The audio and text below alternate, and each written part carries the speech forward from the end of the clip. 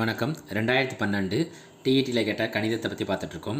அதில் ஒரு செவ்வகத்தோட பக்கங்களை 20% அதிகரிக்கப்பட்டால் அதன் பரப்பு எத்தனை விழுக்காடு அதிகரிக்குன்னு கேட்டிருக்காங்க. செவ்வகத்தோட பக்கங்கள்ங்கிறது என்னென்னா, ஒன்று நீளம், மற்றொன்று என்னென்னா அகலம். இதை என்ன செய்கிறாங்கன்னா, செவ்வகத்தோட நீளமும் நம்ம கையில் கொடுக்கல, அகலமும் கொடுக்கல. ஆனால் அதோட பக்கங்களை எத்தனை சதவீதம் அதிகரிக்கிறாங்கன்னா 20% அதிகரிக்கிறாங்க. 20% அதிகரிக்கப்படுகிறது அதனோட பக்கங்கள். இப்போ நான் என்ன செய்கிறேன்னா, நீளத்தை 100ன்னு வச்சுக்கிறேன். 100ஓட 20% அதிகரிக்கிறேன். அப்போ என்ன கிடைக்கிது எனக்கு? 120. இந்த சதவீதங்கிறதுனால கீழே என்ன வந்துடுது? 100. இந்த ஒரு ஜீரோக்கு ஒரு ஜீரோ கேன்சல் ஆகி இது என்ன வரும்? 1.2. இது 1.2னா அகலமும் அதே தான். ஏன்னா இங்கே நீளம் அகலம் எவ்வளோ அளவுன்னு கொடுக்கல, நான் ரெண்டையுமே 100ன்னு எடுக்கிறப்ப அப்போ அகலமும் என்ன ஆகுதுன்னா ஷார்ட்டாக அகலத்தோட மதிப்பும் அதுவாகவே மாறுது 1.2. ஏன்னா அவற்றின் பக்கங்களை எத்தனை சதவீதம் அதிகரிக்கிறாங்க? 20% அதிகரிக்கிறாங்க. செவ்வகத்தோட பரப்பளவுக்கு நம்மளுக்கு ஃபார்முலா தெரியும். செவ்வகத்தின் பரப்புங்கிறது யாரையும் பெருக்கி வரும்னா நீளத்தையும் அகலத்தையும் பெருக்கி வர்றது தான் என்னென்னா செவ்வகத்தோட பரப்பு. நீளம் நம்மளுக்கு என்ன கிடச்சிருக்கு? 1.2. அகலம் என்ன கிடச்சிருக்கு? 1.2. இதை 1.2ங்கிறத விட 12ன்னு எடுத்திங்கன்னா 12 என்ன கிடைக்கணும்? நம்மளுக்கு 144. இங்கே ஒரு ஸ்தானம் இருக்குது, இங்கே ஒரு ஸ்தானம் இருக்குது. அப்போ 2 ஸ்தானம் தள்ளி புள்ளி குத்தணும். இந்த 1ங்கிறது இங்கே இருக்க 100ஆல் நம்மளுக்கு கிடச்ச அந்த 1. அப்போ பக்கத்தில் இருக்க அந்த 2 நம்பர் என்னது? 44. அப்போ அதோட விடைங்கிறது என்னென்னா 44%. இதோட விடை என்ன? 44%. அடுத்து 1/√9 - √8 -1/√8 - √7 இப்படி எல்லாமே ஒரு விகிதமுறா மூலத்தில் கொடுத்து அவற்றின் விகிதமுறா மூலத்தை நம்மளுக்கு பகுதியில் கொடுத்து அதோட மதிப்பு என்னென்னு கேட்டிருக்காங்க. அதுக்கான விடை என்ன சொல்லியிருக்காங்கன்னா 0, 1/3, 1, 5ன்னு சொல்லியிருக்காங்க. இப்போ விகிதமுறா மூலம்னா அதுக்கு நம்ம என்ன கண்டுபிடிக்கணும்னா இணைக்காரணி எடுத்து இந்த கணக்கு செய்யணும். இணைக்காரணி எடுத்து செய்கிறோம்னா அதை நம்ம கணக்காக செய்கிறப்ப செய்யலாம். இங்கே பார்க்குறப்ப என்ன செய்யணும்? இணைக்காரணிங்கிறது ஒன்றுமே கிடையாது. நம்ம ஏற்கனவே ஒரு கணக்கில் பார்த்துட்டோம். x - 1/xன்னு இருக்கும். அந்த எக்ஸோட மதிப்புங்கிறது 5 + 2√6ன்னு இருக்கும்.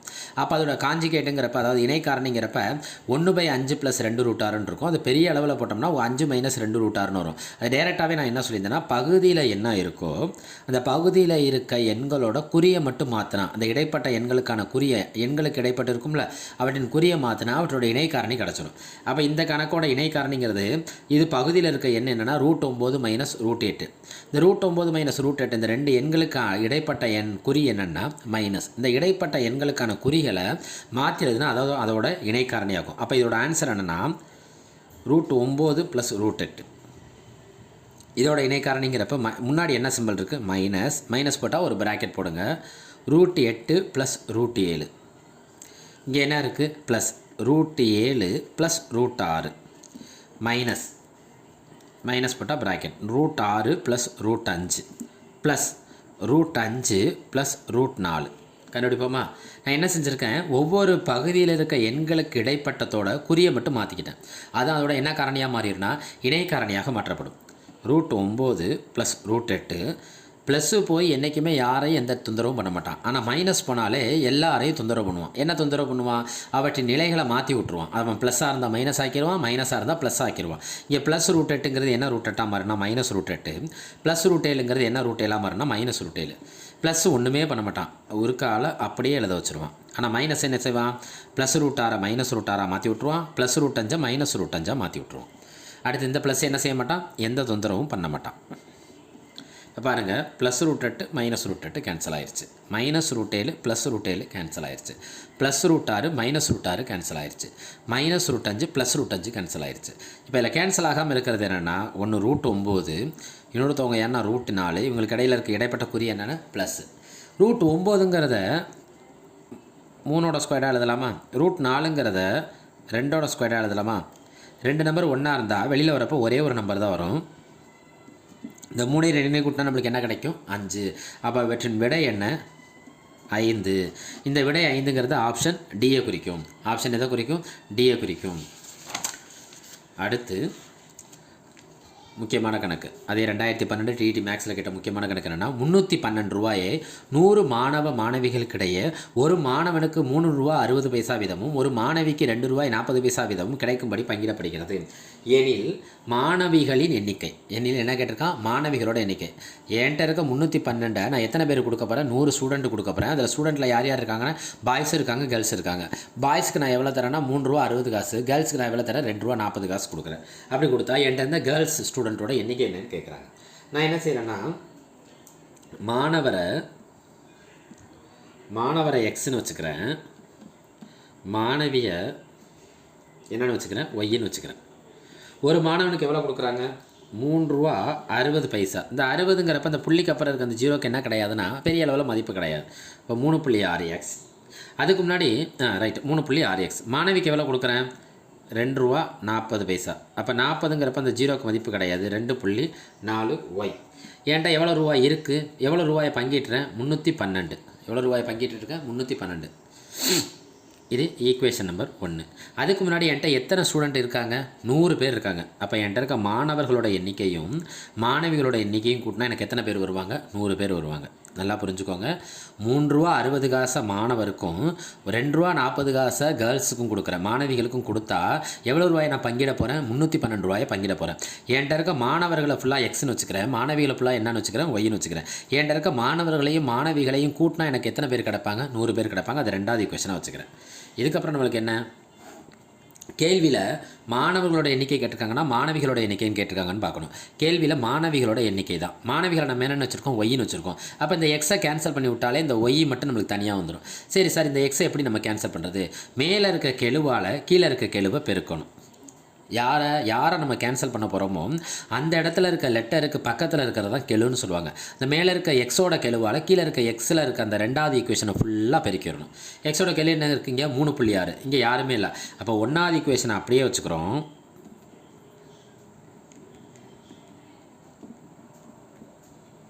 2வது ஈக்குவேஷனை ஃபுல்லாக நான் எதால் பெருக்கிறேன்னா 3.6ஆல் பெருக்கிறேன். அப்போ இது என்ன ஆயிரும்?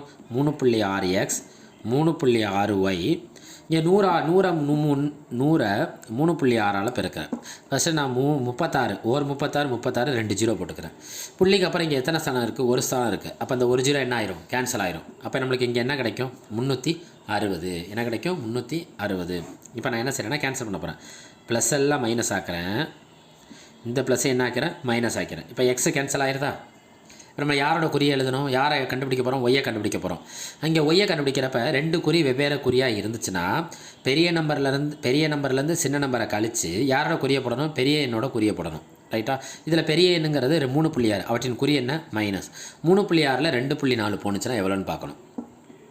3.6ல் 2.4 கழிச்சிருங்க. 6ல் 4 போச்சுன்னா 2, 3ல் 2 போச்சுன்னா 1. அப்போ நம்மளுக்கு என்ன கிடைக்கிது? 1.2y. 360ல் 312 கழிக்கணும். ஏன்னா 2 என்ன குறி? வெவ்வேறு குறி. வெவ்வேறு குறி என்ன செய்யணும்? பெரிய நம்பர்லேருந்து சின்ன நம்பரை கழித்து யாரோட குறிய போடணும்? பெரிய எண்ணோட குறிய போடணும். பெரிய எண் 360, அவற்றின் குறி என்ன? மைனஸ். 360ல் 300ல் 300 போயிடுச்சுன்னா போயிடும், யாரும் இருக்க மாட்டாங்க. 60ல் 12 போச்சுன்னா பாக்கி எவ்வளோ இருப்பாங்க? 48. நம்மளுக்கு யாரோட மதிப்பு தேவை? ஒய்யோட மதிப்பு தான் தேவை. ஏன் நம்ம ஒய்யோட மதிப்பு மட்டுமே பேசிகிட்டு இருக்கோம்னா அவங்க கேள்வியில் கேட்டிருக்கிறது என்னென்னா மாணவிகளோட எண்ணிக்கையை தான் கேட்டிருக்காங்க. யாரோட எண்ணிக்கையை கேட்டிருக்காங்க? மாணவிகளின் எண்ணிக்கை. நம்பர் லெட்டர் 2 ஒன்றா இருந்துச்சுன்னா 2 என்ன பண்ணிட்டு இருக்குன்னு அர்த்தம்? பெருக்கிக்கிட்டுன்னு அர்த்தம். பெருக்கலை இங்கே கொண்டு போனோன்னா என்ன ஆகும்னா வகுத்தல் ஆயிரும். இந்த மைனஸ் என்ன ஆயிரும்? கேன்சல் ஆயிரும். இப்போ பாருங்கள், நான் என்ன செஞ்சுருக்கேன்? இங்கே புள்ளிக்கு அப்புறம் இங்கே ஒருத்தர் இருக்காங்களா, அந்த ஒரு ஆளை நான் என்ன செய்கிறேன்னா முழுமையாக்குறேன். அப்போ என்ன செய்கிறேன்னா நான் லஞ்சம் கொடுக்குறேன். எப்படி லஞ்சம் கொடுக்குறேன்? இங்கே இருக்க தசம எண்ணை முழுமையாக்குறப்ப எத்தனை தசம எண்ணை நான் முழுமையாக்கணும்னு நினைக்கிறேனோ அத்தனை ஜீரோ மேலே கொடுக்கணும். அப்போ இங்கே ஒரு புள்ளிக்கு அப்புறம் ஒரே ஒரு தசம எண் தான் இருந்துச்சு, அவனை நான் முழுமையாக்கிட்டேன். 1.2 நான் என்ன எழுதிட்டேன்? 12 எழுதிட்டேன். அப்போ நான் எத்தனை ஜீரோ கொடுக்கணும்னா ஒரே ஒரு ஜீரோ கொடுக்கணும். நம்மளுக்கு எல்லாருக்குமே தெரியும். 1 12 12, 2 12 24, 3 12 36, 4 12 48. அப்போ 4 12 48, இந்த ஒரு ஜீரோ மேலே வந்துடும். ஒய் ஈக்குவல்ட்டு என்ன கிடைக்கிது நம்மளுக்கு? 40. ஒய்ங்கிறது இங்கே யாரை குறிக்கும்? மாணவிகளின் எண்ணிக்கை. ஒய் என்பது யாரை குறிக்கும்? மாணவிகளின் எண்ணிக்கை. நன்றி, வணக்கம். 2012 டெட் மேக்ஸில் கேட்ட கேள்விகளை பற்றி பார்த்துட்ருக்கோம். கணித கேள்விகளை பற்றி பார்த்துட்ருக்கோம். அதில் கொஞ்சம் ஒரு முக்கியமான கணக்கு. ஒரு இரு சமபக்க செங்கோண முக்கோணத்தின் சுற்றளவு கொடுத்துட்டாங்க, எனில் அதனோட பரப்பளவு கேட்குறாங்க. சுற்றளவு கொடுத்துட்டு நம்மள்ட்ட என்ன கேட்குறாங்கன்னா பரப்பளவு கேட்குறாங்க. அப்போ ஃபஸ்ட்டு நம்ம என்ன கண்டுபிடிக்கணும்னா இரு சமபக்க செங்கோண முக்கோணத்தின்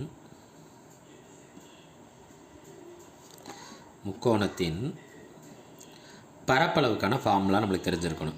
முக்கோணத்தோட பரப்பளவுக்கு என்ன ஃபார்முலான்னு தெரிஞ்சிருக்கணும்.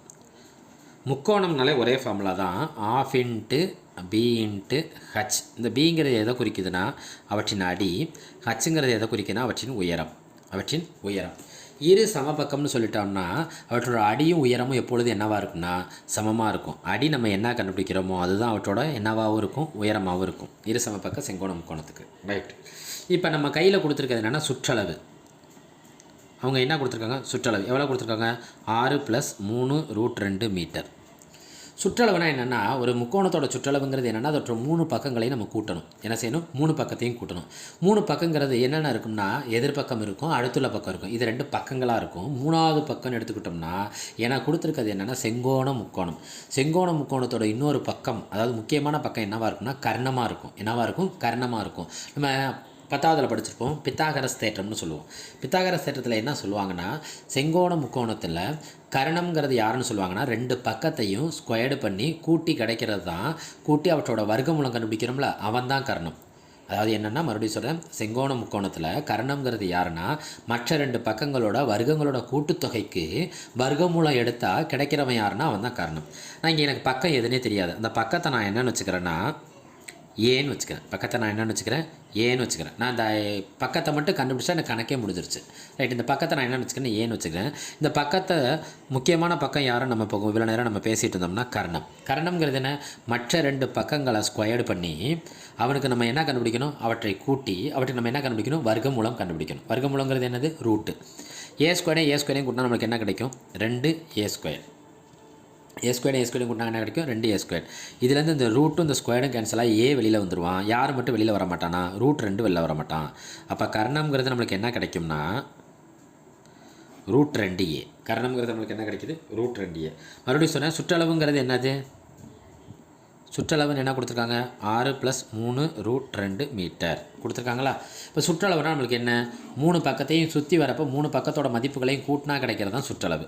3 பக்கம்னா யார், எதிர்பக்கம், இவன் அடுத்துள்ள பக்கம், இன்னொரு பக்கம்ங்கிறது கண்டிப்பாக செங்கோண முக்கோணங்கிறதுனால 3வது பக்கம் என்னவாக இருக்குன்னா கர்ணமாக இருக்கும். = 6 + 3√2. இங்கே பாருங்கள், ஒரு ஏ 2a, இதை 3ஏன்னு கூட்டிடக்கூடாது. இவன் எதில் இருக்கான்னா மூலங்களில் இருக்கான். அப்போ இவனை விட்டுறணும். ஒரு ஏவையும் இன்னொரு ஏவையும் கூட்டினா நம்மளுக்கு என்ன கிடைக்கும், 2a + √2a இந்த 2லையுமே இருக்க நம்பரில் எது சின்ன நம்பர்னு பார்க்கணும், 3. இந்த சின்ன நம்பரோட வாய்ப்பாடில் இந்த 6 கிடைக்குமான்னு பார்க்கணும். 1 3 3 2 3 6. அப்போ சின்ன நம்பரோட வாய்ப்பாடில் இந்த பெரிய நம்பர் கிடச்சா அந்த சின்ன நம்பரை வெளியில் எடுத்துடணும். காமனாக எடுத்துட்டேன்னா இங்கே பேலன்ஸ் யார் இருப்பான்னு பாருங்கள், 2 ப்ளஸ் இங்கே யாருமே இருக்க மாட்டான், யார் மட்டும்தான் இருப்பா, √2. இப்போ 2லையுமே பாருங்கள் என்ன லெட்டர் பொதுவாக இருக்குது, ஏ. இங்கே யார் மட்டும் பேலன்ஸ் இருப்பா, 2. இங்கே யார் பேலன்ஸ் இருப்பா, √2. நம்ம ஏற்கனவே சொன்ன மாதிரி நம்மளுக்கு யாரோட மதிப்பை மட்டும் கண்டுபிடிக்கணும், ஏவோட மதிப்பை கண்டுபிடிச்சா கணக்கு முடிஞ்சு போச்சு. இங்கே இருக்க 2√2 இங்கே இருக்கானா, இருக்கான். அப்போ இது ரெண்டுமே என்ன ஆயிரும், கேன்சல் ஆயிரும். அப்போ இங்கே ஏ இருப்பான், இங்கே யார் மட்டும்தான் இருப்பா, 3 இருப்பாங்க. அப்போ ஏவோட மதிப்பு என்ன ஆயிடுது, 3 ஆயிடுது. நான் ஏற்கனவே சொன்ன மாதிரி இரு சமபக்க செங்கோண முக்கோணத்தில் அவற்றின் அடியும் உயரமும் எப்படி இருக்கும், சமமாக இருக்கும். இப்போ நேராக ஃபார்முலாவுக்கு போயிடுவோமா, இரு சமபக்க செங்கோண முக்கோணத்தின்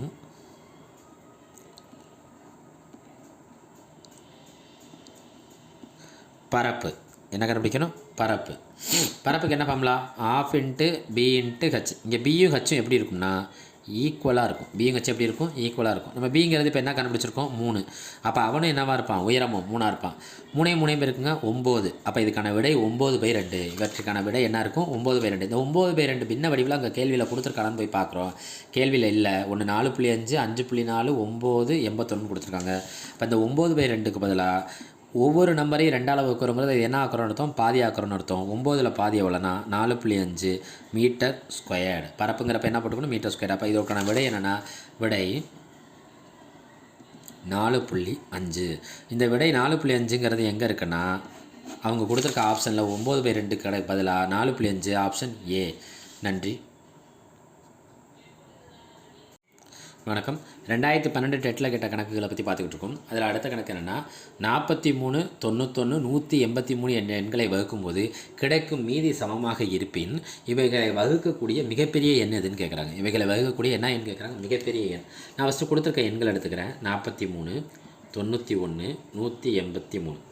இதோட வித்தியாசத்தை பற்றி கண்டுபிடிச்சிட்டு இங்கே என்ன கேட்குறாங்கன்னா மிகப்பெரிய எண். மிகப்பெரிய என்னென்னா மீ பெரு பொது வகுத்தி. மீ பெரு பொது வகுத்தி. இதை ஷார்ட்டாக நம்ம என்ன சொல்லுவோம்னா சின்ன பிள்ளையில் மீ போவா. என்ன கண்டுபிடிப்போம்? மீ போவா. ரைட்டு. 91லேருந்து நான் 43 கழிக்கிறேன். ஃபஸ்ட்டு இதுலேருந்து இதை கழிக்கிறேன். அடுத்து என்ன செய்கிறேன்னா 181லேருந்து 91 கழிக்கிறேன். அடுத்து என்ன செய்கிறேன்னா 183லேருந்து 43 கழிக்கிறேன். ஃபஸ்ட்டு 91லேருந்து 43, 181லேருந்து 93, அடுத்து என்ன செய்கிறேன் 183லேருந்து 43. இதுக்கான வித்தியாசங்களுக்கு நான் என்ன கண்டுபிடிச்சா மட்டும் போதுன்னா மீ போ வா. ஏன்னா அவன் என்ன சொல்லிட்டான்னா எண்களை வகுக்கும் போது கிடைக்கும் மீதி எப்படி இருக்கான்? சமமாக இருக்குன்னு சொல்லிட்டான். ரைட்டு. 91ல் 43 போச்சுன்னா பாக்கி எவ்வளோனா 48. அடுத்து 183ல் 91 போயிடுச்சுன்னா பாக்கி எவ்வளோனா 92. அடுத்து 183ல் 43 போச்சுன்னா பாக்கி எவ்வளோனா 140. இப்போ இவற்றோட என்ன கண்டுபிடிச்சா மட்டும் நம்மளுக்கு போதுன்னா மீ பெரு பொது வகுத்தி. மீ போவா கண்டுபிடிச்சா போதும். 48, 92, 140. நம்மளுக்கு எப்பொழுதும் என்னென்னா சிறிய எண்கள்லேருந்து நம்ம ஊற்றிட்டு போவோம். ஃபஸ்ட்டு 2ஆம் வாய்ப்பாடு.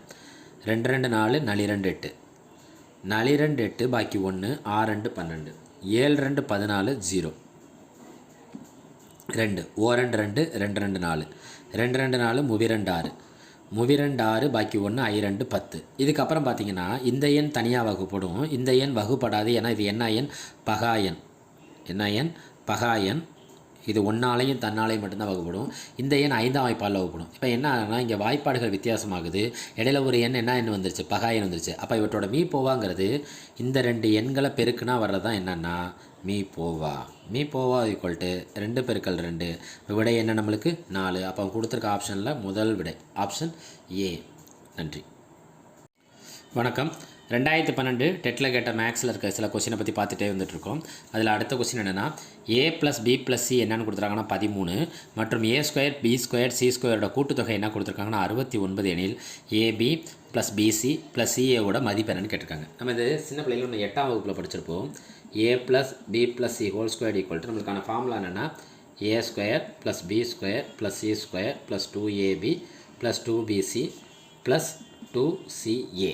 இது நம்மளுக்கான ஃபார்முலா. இப்போ நம்ம இந்த ஃபார்முலாலாம் நம்ம போடுறதுக்கு நம்மளுக்கான நேரங்கிறது மிக குறைவு. இதை நம்ம எப்படி எளிய முறையில் நான் வச்சுக்கலாம்? இது எப்படி எளிய முறையில் நான் வச்சுக்கலாம்னா அவங்க கொடுத்துருக்கிறது ஒன்று ஸ்கொயர்டு இல்லாமல் இருக்குது, ஒன்று என்னத்தில் இருக்குது? ஸ்கொயரில் இருக்குது. நான் என்ன செய்கிறேன்னா ஸ்கொயர்டு இல்லாததே நான் ஸ்கொயர்டாக மாற்றுறேன். இந்த ஸ்கொயர்லேருந்து இந்த நம்பரை கழித்து அதை பாதியாக்கினா எனக்கு இவன் கிடச்சிருவான். ஏன் நான் பாதியாக்குறேன்? இங்கே பார்த்தீங்கன்னா ab + bc + ca தான் இருக்குது. ஆனால் ஃபார்முலாவில் என்ன இருக்குது? 2ab 2bc 2ca இருக்குது. நம்ம கண்டுபிடிக்க போகிறதுங்கிறது ஒரு பகுதி தான். அப்போ இது இந்த பெருக்கல்ல இருக்க இந்த காமனாக 2 எடுத்தோம்னா இதெல்லாம் என்ன ஆயிரும்னா வகுத்தலாம் வரும். எப்படி கணக்காக பார்க்குறப்ப நம்ம எளிமையாக இருக்கும். எப்படி செய்ய போகிறேன்னு நான் சொன்னேன். இந்த ஸ்கொயர்டு இல்லாததை ஸ்கொயர்டாக்க போகிறேன், ஸ்கொயர்டு உள்ளதை அப்படியே வச்சுக்க போகிறேன். இது ரெண்டையும் என்ன செய்ய போகிறேன்? கழிக்க போகிறேன். கழிச்சதை என்ன ஆக்க போகிறேன்? பாதியாக்க போகிறேன். இதுதான் யாரோட மதிப்புனா அவங்க கேட்ட கேள்வியில் இருக்கிறது யார்? ab + bc + ca மதிப்பு. இவ்வளோ தான். இதை மட்டும் நீங்கள் தெரிஞ்சுக்கிட்டால் போதும். ஸ்கொயர்டு இல்லை a + b + c அதோட மதிப்பு என்ன கொடுத்துருக்காங்க கேள்வியில்? 13. ஸ்கொயர்ட் ஆக்கிட்டேன். இவன் யார்? 69/2. 13 ஸ்கொயர் பண்ணால் 13 நம்மளுக்கு என்ன கிடைக்கும்? 169 - 69/2. 169ல் 69 போயிடுச்சுன்னா நம்மளுக்கு மீது என்ன கிடைக்கும்? 100. 100ல் பாதிங்கிறது நம்மளுக்கு விடைங்கிறது என்ன ஆயிடுது? 50. விடை என்ன கிடைக்கிது? 50. விடை என்ன கிடைக்கும்? 50. மறுபடியும் சொல்கிறேன். ஸ்கொயர்டு இல்லாத ஸ்கொயர்ட் ஆக்கிக்கிறேன், ஸ்கொயர் உள்ளதை அப்படியே வச்சுக்கிறேன். இது ரெண்டுக்கும் வித்தியாசம் கண்டுபிடிக்கிறேன். வித்தியாசம்னா மைனஸ். கண்டுபிடிச்ச வித்தியாசத்தை என்னவா மாற்றுறேன்னா பாதியாக மாற்றுறேன். ஒரு நம்பரை பாதியாக்கிறோம்னா அது எதால் வகுக்கிறோன்னு அர்த்தம்? 2ஆல் வகுக்கிறோன்னு அர்த்தம். அடுத்து இந்த சீரீஸில் 4 அடுக்கில் 61, 4 அடுக்கில் 62, 4 அடுக்கில் 63, 4 அடுக்கில் 64. இதை கண்டுபிடிச்சி அந்த எண்களை ஃபுல்லாக கூட்டினோன்னா அதை வகுக்கக்கூடிய எண் என்னன்னு கேட்குறாங்க. என்னென்ன ஆப்ஷன் கொடுத்துருக்காங்க? 9, 10, 11, 12. நம்ம என்றைக்குமே ஒன்று தெரிஞ்சுக்கணும். 4ஓட ஒற்றை மடங்கு, 4ஓட ஒற்றை மடங்கு, 4ஓட இரட்டை மடங்கு, ஒற்றை அடுக்கு மடங்கு கூட ஒற்றை அடுக்கு மடங்கு, இரட்டை அடுக்கு மடங்கு அப்படி கூட நம்ம எழுதிக்கலாம். சரி, இது என்ன நீங்கள் சொல்ல வரீங்க? ஒற்றை அடுக்குனா என்னென்னா, நாளோட அடுக்கு ஒற்றை எண்ணாக இருந்துச்சுன்னா அது எந்த நம்பரில் முடியும்னு தெரியணும். எந்த நம்பரில் முடியும்னு தெரிஞ்சுக்கிறோம். நாளோட ஒற்றை அடுக்கோட மடங்கு, நாளோட அடுக்கு வந்து ஒற்றை அடுக்கில் ஒற்றை மடங்கில் இருந்துச்சுன்னா, நாளோட அடுக்கு எதில் இருந்தால் ஒற்றை மடங்கில் இருந்துச்சுன்னா அவற்றின் முடிவு, அதாவது ஒன்றாம் இலக்க எண் எதில் முடியும்னா 4ல் முடியும். ஏன்னா நல்லா பாருங்கள், 4ஓட பவரில் 1 போட்டிங்கன்னா 4, 4ஓட பவரில் 3 போடுங்க, 4 பெருக்கல் 4 பெருக்கல் 4 நன்னாங்கு 16, 16 4 64. அங்கேயே நம்மளுக்கு எதில் தான் முடியும்? 4ல் தான் முடியும். அதே 4ஓட இரட்டை அடுக்கு, அப்போ 4ஓட ஸ்கொயர்டுன்னு அர்த்தம். நன்னாங்கு 16, அப்போ அதோட முடிவு தொகை எதில் இருக்கும்னா 6ல் முடியும். இன்னொரு 4ஓட இரட்டை அடுக்கு எடுத்துக்கோங்க, 4 பவரில் 4, 4 பெருக்கல் 4 பெருக்கல் 4 பெருக்கல் 4, 4 தடவை பெருக்கணும், தொடர்ந்து பெருக்கணும் ஒரே எண்களால். இப்போ 4 4 16, அங்கிட்டு 4 4 16, 16 16 பெருக்கணும், நமக்கு என்ன கிடைக்குன்னா 256. இவற்றின் முடிவு தொகைங்கிறது என்ன கிடைக்கும்? 6. இப்போ நம்ம என்ன செய்கிறோன்னா, இதை வகுக்கக்கூடிய எண் கேட்டுருக்காங்களா, நம்ம இதில் இருந்து ஒரு விஷயம் தெரிஞ்சுக்கிறது.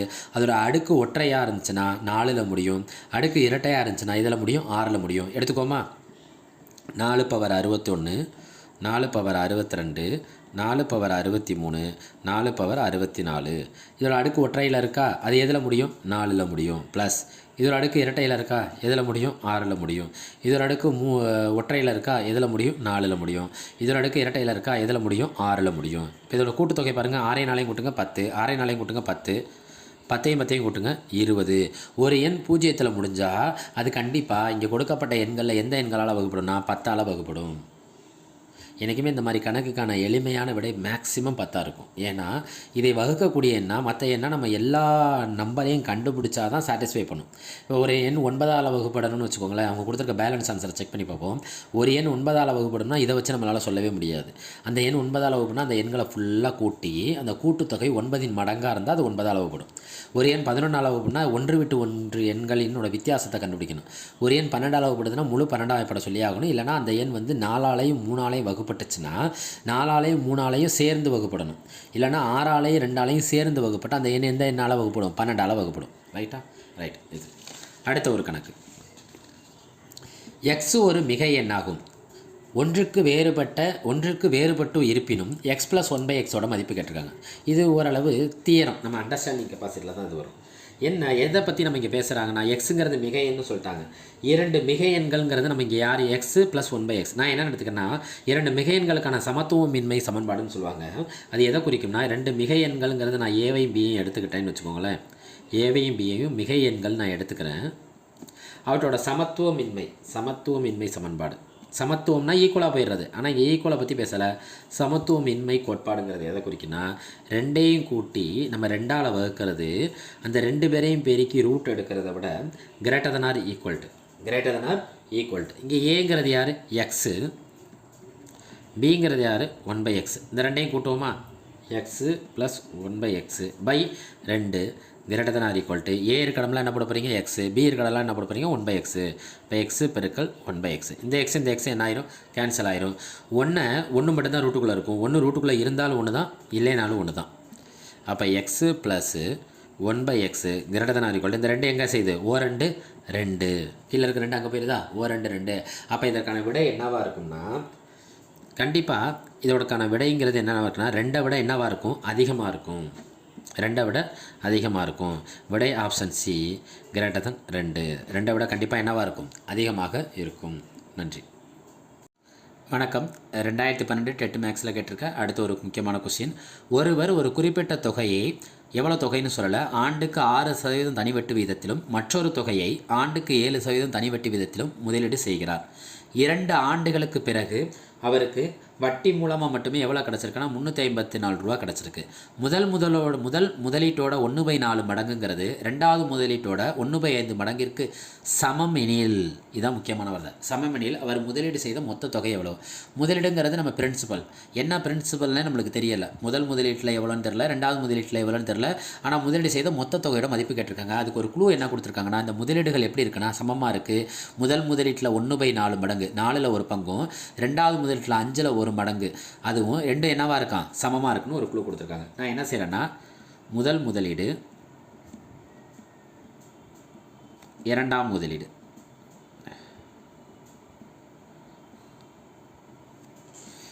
முதல் முதலீட்டில் 1/4 மடங்கு, அந்த பிரின்சிபல் என்னன்னு எனக்கு தெரியாது. P1ன்னு வச்சுக்கிறேன். ரெண்டாவது முதலீட்டில் 1/5 மடங்கிற்கு சமம். அவங்க ஒரு வார்த்தை கொடுத்துருக்காங்களா, சமம்னு கொடுத்ததுனால இதை நான் அப்படி எடுத்துக்கிறேன். அடுத்த ஸ்டெப்பில் என்னென்னா, இந்த P1 இந்த P2 இங்கே வந்துடும்.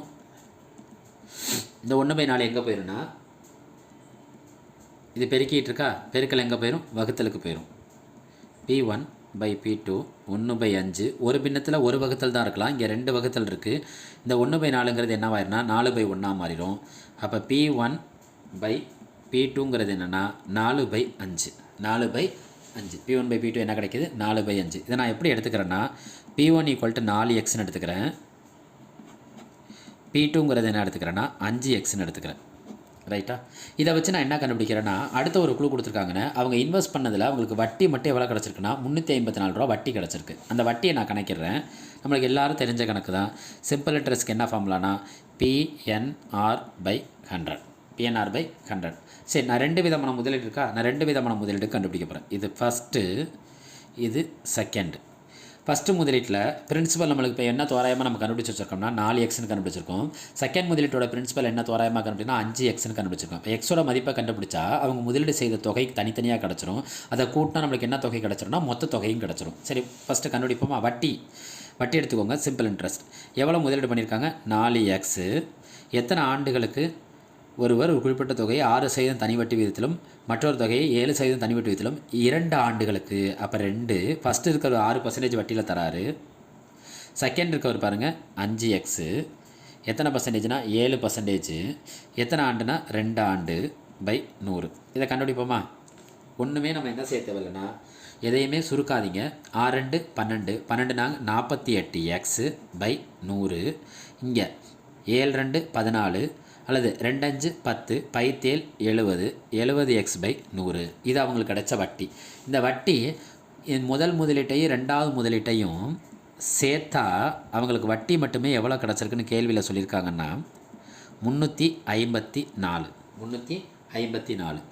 ரைட். இது ரெண்டுலேயுமே 100 பொதுவாக இருக்கா, நான் 100 பொதுவாக எடுத்துக்கிறேன். மேலே இருக்க 2 பேரையும் கூட்டுறேன். 70xையும் 48xையும் கூட்டினா எனக்கு என்ன கிடைக்குன்னா 118x கிடைக்குது. 354. எனக்கு எக்ஸோட மதிப்பு தானே தேவை. அப்போ 118x. இது கீழே என்ன இருக்குதா அர்த்தம், 1 இருக்குதா அர்த்தம். குறுக்க பெருக்கிறேன். 354 பெருக்கல் 100. எக்ஸோட மதிப்புங்கிறப்ப இந்த 118 பெருக்கிட்டு இருக்கிறது இங்கிட்டு போகிறப்ப என்ன ஆகும்னா வகுத்தலில் போயிடும். என்ன 118ஆல் இது எப்படி அடிக்க முடியும், ஒன்றுமே தேவையில்லை. இதில் இருக்க 1ஆம் இலக்கம் என்ன 8, இதில் இருக்க 1ஆம் இலக்கம் என்ன 4. இந்த 8ஆம் வாய்ப்பாடில் 4ல் முடிகிற காரணிகள்லாம் என்ன, 1 8 2 8 16 3 8 24. அப்போ 3 ஒரு வாய்ப்பு இருக்குது. 4 8 32 5 8 40 6 8 48 7 8 56 8 8 64. 8ல் ஒரு வாய்ப்பு இருக்குது. அப்போ 118 3ஆல் பெருக்கினாலும் 4ல் முடியும். 118 8ஆல் பெருக்கினாலும் 4ல் முடியும். நான் 118 ஃபஸ்ட்டு 3ஆல் பெருக்கி பார்க்குறேன். 3 8 24 4 பாக்கி 2 1 3 3ஓட 2 கூட்டினா என்ன கிடைக்கும் 5 1 3. அப்போ 118 3ஆல் பெருக்கினா நம்மளுக்கு என்ன கிடைக்குது 354. அப்போ 354ல் எத்தனை 118 இருக்குன்னா 3 118 இருக்குது. அப்போ எக்ஸோட மதிப்பு 3 100 பெருக்கினா நம்மளுக்கு என்ன கிடைக்குன்னா 300. நம்மளுக்கு என்ன தேவை, அவங்க முதலீடு செய்த தொகையை ஃபஸ்ட்டு கண்டுபிடிப்போம். அடுத்து அவங்க கேள்வியில் கேட்டிருக்கிறது என்னென்னா மொத்த தொகை கேட்டிருக்காங்க. என்ன தொகை கேட்டிருக்காங்க, மொத்த தொகை. ஃபஸ்ட்டு முதலீடு செய்த தொகையை கண்டுபிடிப்போமா. P1 P2 4x. இது எத்தனை எக்ஸு 5x. 4x 5x. ஒரு தோசை 300 ரூபானா 4 தோசை 1200 ரூபா. ஒரு தோசை 300 ரூபானா 5 தோசை 1500 ரூபா. இது முதலீடு செய்த தொகை. அவங்க கேட்டிருக்கிறது என்ன தொகைனா மொத்தம். அப்போ 2 என்ன செய்யணும், நம்ம கூட்டணும். 2 5 கூட்டினா 7 1 1 சார் 2 5 கூட்டினா நம்மளுக்கு என்ன கிடைக்கும் 7 1 1 கூட்டினா என்ன கிடைக்கும் 2700. அப்போ மொத்த தொகை எவ்வளோ, அவங்க முதலீடு செய்த மொத்த தொகை 2700. முக்கியமான வட்டி கணக்கு இது. எதை இதுக்கான ஆப்ஷன் என்னென்னா ஆப்ஷன் ஏ. ஆப்ஷன் ஏ இது முக்கியமான வட்டி கணக்கில் வர கணக்குகள்.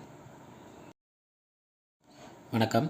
இப்போ 2012 TET மேக்ஸில் இருக்க கணக்குகளை பற்றி பார்த்துட்ருக்கோம். அதில் அடுத்த ஒரு கணக்கு, ஒரு வட்டத்தோட சுற்றளவு சதுரத்தோட சுற்றளவுக்கு சமம்னு சொல்லிட்டாங்க. அப்போ அதோட பரப்புகளோட விகிதம் கேட்குறாங்க. இப்போ ஒன்றின் சுற்றளவு மற்றொன்றின் சுற்றளவுக்கு சமம்னு சொல்லிட்டா ஏதாவது ஒரு வடிவத்தை இன்னொரு வடிவமாகவே மாற்றிடணும். அதாவது அதோட ஆரம்னு கொடுத்துருந்தது ஆரத்தை பக்கமாக மாற்றணும். இல்லை சதுரத்தோட பக்கத்தை நம்ம என்ன செய்யணும்னா வட்டத்தோட ஆரமாக மாற்றணும். நான் இங்கே என்ன செய்கிறேன்னா வட்டத்தோட ஆரத்தை சதுரத்தோட பக்கமாக மாற்றி ஏதாவது ஒரு வழியில் கண்டுபிடிச்சாலே போது 2 வழி தேவை கிடையாது. அதோட என்ன விகிதத்தை நம்ம ஒப்பிடணும் ஒப்பிடணும்னா பரப்புகளோட விகிதத்தை ஒப்பிடணும்னு சொல்லியிருக்காங்க. ரைட். இதுக்கான விடைகளாக என்ன கொடுத்துருக்காங்கன்னா 4:1, 11:7, 14:11, கடைசியாக 22:7ன்னு கொடுத்துருக்காங்க. சரி, ஃபஸ்ட்டு ரெண்டோட சுற்றளவுக்கான ஃபார்முலா எடுத்துக்குவோம். வட்டத்தின் சுற்றளவு, இன்னொன்று சதுரத்தின் சுற்றளவு. ரெண்டோட சுற்றளவும் இப்போ என்னன்னு சொல்லியிருக்காங்க, ரெண்டோட சுற்றளவும் சமம்னு சொல்லிட்டாங்க. ரெண்டோட சுற்றளவு என்னன்னு சொல்லிட்டாங்க, சமம்னு சொல்லியிருக்காங்க. வட்டத்தோட சுற்றளவுக்கு நம்மளுக்கு என்ன ஃபார்முலா, 2πr. சதுரத்தோட சுற்றளவுக்கு என்ன ஃபார்முலா, 4a. நான் இங்கே என்ன செய்கிறேன்னா ஆரத்தை முழுமையாக சதுரத்தோட கம்பேர் பண்ணி பக்கமாக மாற்ற போகிறேன். அப்போ 2πr = 4a, r = 4a/2π. இப்போ நான் 6 வருடத்தில் இனிமேல் நான் என்ன போடணும், 4a/2π போட போகிறேன். இப்போ நம்மளுக்கு வட்டத்தின் பரப்புக்கு ஃபார்முலா தெரியும். வட்டத்தின் பரப்புக்கு என்ன ஃபார்முலா, πr². பை இந்த ஆரம் தான் நான் என்னவா மாற்றிருக்கேன், சதுரத்தோட பக்கமாக மாற்றிருக்கேன்னா இந்த ஆரத்தை நான் எத்தனை தடவை எழுதணும்னா பவரில் 2 இருக்கிறதுனால 2 தடவை எழுதணும். 4a/2π × 4a/2π. இந்த பை என்ன ஆயிரும், கேன்சல் ஆயிரும். இதையுமே பாருங்கள், 2 2 2 2 4, 2 2 2 2 4. திரும்ப பாருங்கள், 2a 2a, அப்போ என்ன கிடைக்கும், 4a². 4a², கீழே ஒரு பை மிச்சமாக இருக்கும்.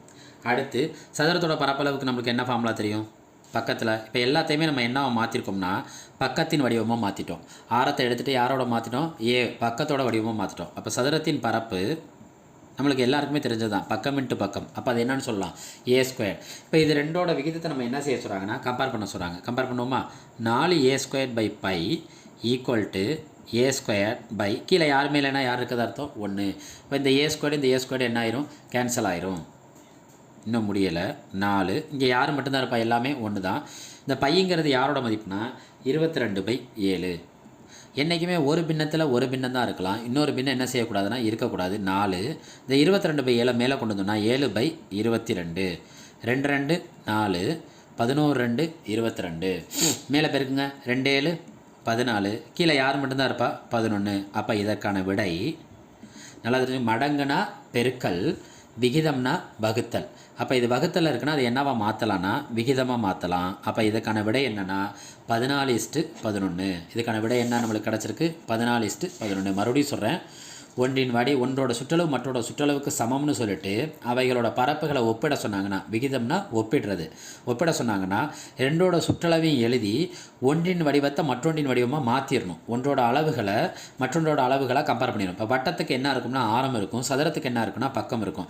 ஒன்று ஆரத்தை பக்கமாக மாற்றணும், இல்லைனா பக்கத்தை என்னவாக மாற்றணும், ஆரமாக மாற்றி அதோட பரப்புகளை ஒப்பிட்டா நம்மளுக்கான விடைகளை எளிய முறையில் கண்டுபிடிச்சிடலாம். வணக்கம். 2012 டிஇடி மேக்ஸில் இருக்க சில கொஷினை பற்றி பார்த்துக்கிட்டு இருக்கோம் தொடர்ந்து. அதில் 3 எண்கள் 3:4:5 என்ற விகிதத்தில் உள்ளன. அவைகளின் வர்க்கங்களோட கூடுதல் 1250 எனில் அந்த 3 எண்களை மட்டும் கேட்கல, அந்த 3 எண்களோட கூடுதலும் கேட்குறாங்க. ஃபஸ்ட்டு இதில் கொடுத்துருக்க கண்டிஷன் வெறும் ஒரே ஒரு கண்டிஷன் தான். எப்பொழுதுமே என்னென்னா 2 விதமான கண்டிஷன் இருக்கும் சில கேள்விகளில். 2 எண்களின் பெருக்கற்பலன் அது அவைகளின் வர்க்கங்களின் கூடுதல் அப்படின்னு கொடுத்துருப்பாங்க. இங்கே கேள்வியில் வெறும் ஒரே ஒரு கண்டிஷன் தான் கொடுத்துருக்காங்க, வர்க்கங்களின் கூடுதல். அப்போ அந்த எண்கள் எதுன்னு தெரியாது, நான் தெரியாத எண்ணை என்னன்னு வச்சுக்கிறேன்னா எக்ஸ்ன்னு வச்சுக்கிறேன். அப்போ கொடுத்துருக்க கேள்வியை உடைக்கிறேன். 3:4:5ன்னு சொல்லியிருக்காங்கன்னா அதை 3x 4x 5xன்னு வச்சுக்கிறேன். இப்போ இந்த எக்ஸ் எனக்கு கிடச்சிருச்சுன்னா ஆன்சரே கிடச்சிரும். அப்போ 3x 4x 5x அவங்க கொடுத்துருக்க கண்டிஷன் என்ன, இவைகளின் வர்க்கங்களின் கூடுதல் எவ்வளோன்னா 1250. அப்போ இதை ஸ்கொயர் பண்ணுங்கள், 3x², 4x², 5x². இந்த வர்க்கங்கள் கண்டுபிடிச்சி அந்த வர்க்கங்களை கூட்டினா எனக்கு என்ன கிடைக்கும்னா 1250. ரைட்டா? இப்போ 3x²னா 3 ஸ்கொயர் பண்ணுங்கள், நம்பரை தனியாக ஸ்கொயர் பண்ணுங்கள், லெட்டரை தனியாக ஸ்கொயர் பண்ணுங்கள். 3 9x², நன்னாங்கு 16x², 5 25x² equal to என்ன 1250. 9ஐயும் 16ஐயும் கூட்டுங்க 25. 25ஓட 25 கூட்டினா நம்மளுக்கு என்ன கிடைக்கும்னா 50x² ஈக்குவல் டு 1250. எனக்கு என்ன தேவைன்னா x² தான். x² equal to 1250 divided by 50. இந்த 0 என்ன ஆயிரும்? கேன்சல் ஆயிரும். இந்த 5 இந்த 125 அடித்தோம்னா 2 5 10 பாக்கி 2 5 25. அப்போ x²ங்கிறது எனக்கு என்ன கிடைக்குதுன்னா 25 கிடைக்கிது. நான் 25ஐ நான் என்ன எழுதுறேன்னா 5² எழுதுறேன். 5 25 இந்த ஸ்கொயர் என்ன ஆயிரும்? கேன்சல் ஆயிரும். இதுலேருந்து எனக்கு என்ன கிடைக்குதுன்னா எக்ஸோட மதிப்பு 5ன்னு கிடைக்குது. எக்ஸோட மதிப்பு எனக்கு என்ன கிடைக்குது? 5. அப்போ எக்ஸோட மதிப்பை கண்டுபிடிச்சிட்டேன். ஆனால் கொடுத்துருக்க கண்டிஷனில் 3:4:5. அப்போ 3x 4x 5xோட மதிப்பை கண்டுபிடிக்கணும். இந்த எக்ஸுங்கிறத நான் ஒரு காய்கறின்னு எடுத்துக்கோங்களேன், அல்லது ஒரு தோசைன்னு எடுத்துக்கோங்களேன். ஒரு தோசை 5 ரூபானா 3 தோசை 15 ரூபா, 4 தோசை 20 ரூபா, 5 தோசை 25 ரூபா. அவங்க என்ன சொல்கிறாங்கன்னா 3 எண்களை என்ன செய்ய சொல்லியிருக்காங்க? பெருக்க சொல்லலை, மாறாக என்ன சொல்லியிருக்காங்க? கூட்ட சொல்லியிருக்காங்க. இப்போ கூட்டன்னா 5 5 கூட்டினா 10 பாக்கி 1 2 4 6. அப்போ இதற்கான விடை என்னென்னா ஆப்ஷன் சி. இதற்கான விடை என்ன? Option C. அடுத்து, ஒரு அசல் 5% கூட்டி வட்டி வீதத்தில் விடப்பட்டால் அது எவ்வளவு காலத்தில் 3 மடங்காகும்? இந்த கேள்வியில் நம்ம கவனிக்க வேண்டிய ஒரே ஒரு வார்த்தை என்னென்னா இந்த 3. இந்த கேள்வியில் நம்ம கவனிக்க வேண்டிய முதல் வார்த்தை என்னென்னா 3. அந்த 3ங்கிறத வச்சு என்ன பார்த்தோம்னா 3 விதமான ரூல் நான் ஏற்கனவே நம்ம வீடியோவில் அப்லோட் பண்ணியிருக்கேன். Rule number 72 114 144. இந்த 72ங்கிறது 2 மடங்குக்கு எடுத்துக்கணும். இந்த 114ங்கிறது 3 மடங்குக்கு எடுத்துக்கணும். இந்த 144ங்கிறது 4 மடங்குக்கு எடுத்துக்கணும். அப்போ நான் என்ன செய்கிறேன்னா இங்கே கேள்வியில் என்ன கொடுத்துருக்காங்கன்னா 3 மடங்கு. அப்போ 3 மடங்குனா நான் எதை எடுத்துக்கணும்? Rule number 114. என்ன ரூல் நம்பர் 114? அது என்ன சொல்லுது? ஒன்றுமே கிடையாது. அவன் கொடுத்துருக்க ரேட் ஆஃப் இன்ட்ரெஸ்ட்டு அவன் கேட்குற காலத்தையும் பெருக்கினா இந்த 114 கிடைக்கும். ரேட் ஆஃப் இன்ட்ரெஸ்ட் எவ்வளோ? 5. காலங்கிறத நம்ம இப்போ கண்டுபிடிக்கணும். எத்தனை ஆண்டுகள் நம்ம 5%ல் முதலீடு பண்ணால் அது எத்தனை மடங்காகும்னு சொல்லியிருக்காங்க? 3 மடங்காகும்னு சொல்லியிருக்காங்க. அப்போ நம்பர் ஆஃப் இயர்ஸுங்கிறது என்னென்னா இந்த 2 பெருக்கிட்டு இருக்கா, பெருக்களோட ஃப்ரெண்டு என்ன ஆயிரும்? வகுத்தல் ஆயிரும். இந்த ரூல் முறையில் கண்டுபிடிக்கிறப்ப நம்ம எப்பொழுது என்ன செய்யணும்? புள்ளிக்கு அப்புறம் இருக்க நம்பரை நம்ம முழுமையாக்குவோம். புள்ளிக்கு அப்புறம் 5 மேலே வந்து நம்ம என்ன செய்வோம்? முழுமையாக்குவோம். இங்கே முழுமையை பற்றி பேசவே கூடாது. ஏன்னா நம்ம கண்டுபிடிக்க ரூல்ஸ் அப்ளை பண்ணி கண்டுபிடிக்கிறோம். ஆக்சுவல் இதுக்கான ஃபார்முலா என்னன்னா A = P × 1 + R/100 நம்ம அதெல்லாம் விட்டுட்டு நம்ம ரூல் நம்பர் அப்ளை பண்ணிக்கிட்டு இருக்கோம். அப்போ இதை அடிக்கிறோம். 2 5 10 திரும்ப 2 5 10 பாக்கி 4 40,000 8 5 40. அப்போ 22.8. இதை எக்காரணம் கொண்டு நம்ம என்ன செய்யக்கூடாதுன்னா இந்த காலத்தை அப்போ நம்ம கிடச்சிருக்க காலம் என்ன? 22.8 இயர்ஸ். 8 இயர்ஸ். இந்த காலத்தில் நம்ம என்ன செய்யக்கூடாதுன்னு சொன்னேன்? முழுமையாக்கக்கூடாது. அப்போ இதுக்கான நியரஸ்ட்டும் கூட சொல்லக்கூடாது. இது முழுமையாக்காமல் அதற்கான விடையை நம்ம பார்க்குறப்ப இது 22.8. அப்போ கண்டிப்பாக 22 வராது, 23 வராது, 23 வராது. 22.8னா அதுக்கான விடை என்னென்னா 22.5 ஆண்டுகள். வணக்கம். 2012 டெட் மேக்ஸில் இருக்க கணக்கை பற்றி பார்த்துட்ருக்கோம். அதில் இப்போ 2/3 பங்கு சாமான்கள் 5% லாபத்திலும் மீதி 2% நட்டத்திலும் விற்கப்படுகின்றன. மொத்த லாபம் எவ்வளோ கொடுத்துருக்காங்கன்னா 400 எனில் மொத்த சாமான்களின் மதிப்பு கேட்டிருக்காங்க. ஒரு கடைகளில் ஜாமான் விற்கிறாங்க. அதில் 2/3ங்கிறது 3/2 பங்கு ஜாமான் 5% லாபத்தில் விற்றுட்டாங்க. மீதி இருக்க பங்கு எதில் விற்கப்படுகிறது? நட்டத்தில். எத்தனை % நட்டத்தில் விற்கிறாங்க? 2% நட்டத்தில் விற்கிறாங்க. ஃபஸ்ட்டு எத்தனை ஜாமான் லாபத்தில், எத்தனை ஜாமான் நட்டத்தில், அதுக்கான வித்தியாசம் கண்டுபிடிச்சி அதை 400ஓட சமப்படுத்தணும்னா நம்மளுக்கான மொத்த ஜாமானோட மதிப்பு கிடச்சிடும். அதை பற்றி இந்த கணக்கில் பார்க்க போகிறோம். இதில் 2/3 பங்கு 3/2 பங்கை எத்தனை % லாபத்தில் விற்கிறாங்க? 5% லாபத்தில் விற்கிறாங்க. அப்போ 5/100. இந்த விற்கிற ஜாமாவுக்கு பேர் நான் என்ன வைக்கிறேன்னா திங்ஸுங்கிறதுனால டீன்னு வச்சுக்கிறேன். திங்ஸுங்கிறதால நான் என்னென்னு வச்சுக்கிறேன்? டி. அடுத்து மீதி என்ன கொடுத்துருக்காங்க? மீதி 3 ஜாமான் வச்சுருந்தீங்கன்னா அதில் 2 ஜாமான் லாபத்தில் வைக்கிறீங்க, ஒரு ஜாமான் என்னத்தில் வைக்கிறீங்கன்னு அர்த்தமாயிரும். மீதின்னு பார்க்குறப்ப நட்டத்தில். அப்போ 1/3 அந்த பங்கு அங்கே கொடுத்துருக்க மாட்டாங்க, நம்மளாக கன்சிடர் பண்ணணும். அது எத்தனை % நட்டத்தில் வைக்கிறாங்க? 2% நட்டத்தில் விற்கிறீங்க திங்ஸை. லாபம் இது லாபத்தில் விற்கிறீங்க, இது என்னத்தில் விற்கிறீங்க? நட்டத்தில் விற்கிறீங்க. அப்போ கண்டிப்பாக இதுக்கு இடையில் என்ன இருக்கும்னா ஒரு வேறுபாடு இருக்கும். இந்த வேறுபாடை தாண்டி உங்களுக்கு எவ்வளோ ரூபா கிடைக்குதுன்னா 400 ரூபா. அதான் அந்த கணக்கு. நீங்கள் எதுவுமே செய்ய வேணாம். இங்கே எந்த 2ஐயும் இந்த 100எல்லாம் அடிக்கவே வேணாம், அப்படியே பெருக்கிறீங்க. 2 5 10 things by 300 minus 2 things by 300 equal to 400. நான் ஏங்க அடிக்க வேணாம்னா நம்மளுக்கு ஒரு மீசிமா கண்டுபிடிக்கிற மாதிரி இருக்கும். பின்னங்களோட பகுதிகள் சமம் இல்லாமல் போயிடும். இப்போ பின்னங்களோட பகுதிகள் சமமாக இருக்கிறதுனால நான் ஒரே ஒரு பின்னம் மட்டும் எடுத்துக்கிறேன். 300. 10 திங்ஸில் 2 திங்ஸை நம்ம கழிக்கிறோம். எதுக்கு சமப்படுத்துகிறோம்? 400க்கு. 10 திங்ஸில் 2 திங்ஸ் போயிடுச்சுன்னா நமக்கு எத்தனை திங்ஸ் கிடைக்குன்னா 8 திங்ஸு பை 300 ஈக்குவல் டு 400. இது கீழே யாருமே இல்லைன்னா யார் இருக்குது அர்த்தம்? 1. அப்போ இதை நம்ம என்ன செய்யணும்? குறுக்க மட்டும் பெருக்கினா போதும். இடையில ப்ளஸ் இருந்தாலும் சரி மைனஸ் இருந்தாலும் சரி குறுக்கையும் பெருக்கணும் அவனையும் பெருக்கணும். ஈக்குவல் இருந்தால் குறுக்க மட்டும் பெருக்குங்க. 1ஆல் யாரை பெருக்கினாலும் அவன் தான் கிடைப்பான். 300ஐயும் 400ஐயும் பெருக்கணும். நம்மளுக்கு மொத்த ஜாமான்களோட மதிப்பு தான் கேட்குவாங்க. திங்ஸோட மதிப்புங்கிறப்ப இந்த பெருக்க நம்பரும் லெட்டரும் இணைந்துருந்துச்சுன்னா ரெண்டு என்ன பண்ணிகிட்டு இருக்கிறதா அர்த்தம்? பெருக்கிக்கிட்டு இருக்கிறதா அர்த்தம். அப்போ இந்த 8 நான் என்ன செஞ்சிடறேன்னா வகுத்தலில் கொண்டு வந்துட்டேன். 1 8 40 40 போன பிறகு பக்கத்தில் ஒரு 0 இருக்கா, அது மேலே ஏறிடும். இங்கே இருக்க நம்பரை மட்டும் எடுத்து பாருங்கள். 5 3 இடையில பெருக்கல் இருக்கா. 1 5 2 5 10 3 5 15 1 2 3 எத்தனை 0 இருக்குது? 3 0. அப்போ திங்ஸோட மதிப்பு நம்மளுக்கு என்ன கிடைக்கிது? 15000. அப்போ அதுக்கான விடைங்கிறது என்னென்னா 15000. அடுத்து ரெண்டாவது கணக்கு. 264 102 டைம்ஸ் பெருக்க சொல்கிறாங்க. மறுபடியும் 264 103 டைம்ஸ் பெருக்க சொல்கிறாங்க. இது ரெண்டுலேயும் கிடைக்கிற அந்த எண்களை கூட்டினா வர்ற ஒன்றாவது இலக்க எண் எந்த எண்ணில் இருக்கும்னு கேட்குறாங்க. ஒன்றாவது இலக்க எண்கிறது என்னென்னா அந்த எண்களோட கூட்டுத்தொகை முடிகிற கடைசி எண் தான் ஒன்றாவது இலக்கம். ரைட்டு. ஃபஸ்ட்டு நம்ம இதில் இருக்க ஒன்றாவது இலக்கம் என்ன எடுத்துக்குவோம். அவங்க கொடுத்துருக்க அடுத்துல இருக்க ஒன்றாவது இலக்கணம் மட்டும் எடுத்துக்குவோம். இதில் இருக்க ஒன்றாவது இலக்கம் என்னென்ன?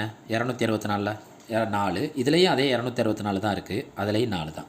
இப்போ 4ஓட பண்பு என்னன்னு பார்ப்போம். அதாவது 4ஓட பண்புனா பெருக்கல் பண்பு, கணங்கள், வர்க்கம் அப்படின்னு அந்த ஒவ்வொரு அடுக்கு பண்பை பார்ப்போம். 4 பவரில் 1ன்னு போட்டு பார்ப்போம் 4.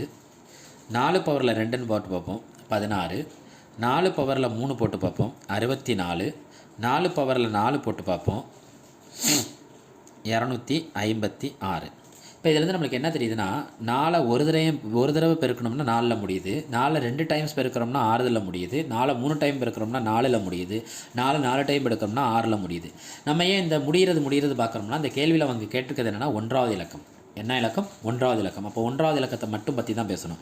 அதாவது 4ஓட அடுக்கில் பாருங்கள், அடுக்கு ஒற்றை எண்ணாக இருந்துச்சுன்னா அதோட முடிவு எதில் இருக்குன்னா 4ல் இருக்குது.